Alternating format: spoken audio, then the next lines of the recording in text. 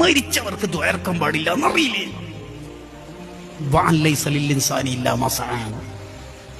എടാ, ഇതാണ് മുജാഹിദ് ജമാഅത്ത് എന്ന് പറഞ്ഞാൽ. നിങ്ങൾ വിചാരിക്കണ്ട എന്തോ സൈക്കോളജിന്റെ കോഴ്സാണ് അല്ലെങ്കിൽ ആന്ത്രോപോളജിസ്റ്റ് ആണ് മുജാഹിദ് എന്ന് വിചാരിക്കണ്ട. മരിച്ചോർക്ക് ദ്വാരക്കൂല, സമൂഹത്തോട് കമ്മിറ്റ്മെന്റ് ഉണ്ടാവില്ല, തീർന്നിട്ടില്ല.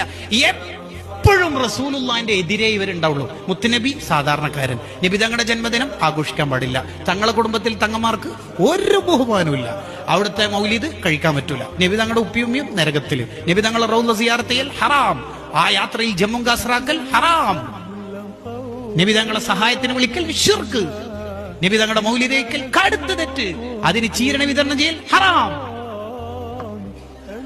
മോന്റെ ബർത്ത്ഡേ ആഘോഷിക്കൽ വെരി ഗുഡ്, സുന്നത്ത്.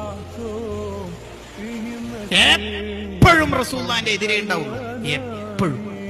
നിങ്ങൾ നോക്കിയോ, പഠിച്ചാ മതി. ഇതെന്തിനാ ഞാൻ ഇത്ര ഡീറ്റെയിൽഡ് ആയിട്ട് പറയണത്?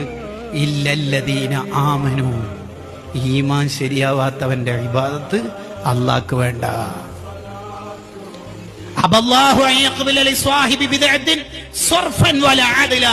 ഒരു പുത്തൻവാദിയുടെ ഫർളും സുന്നത്തും അല്ലാഹു സ്വീകരിക്കൂല. അല്ലാഹു നമ്മളെ മക്കളെ ഒക്കെ കാത്തുരക്ഷിക്കട്ടെ.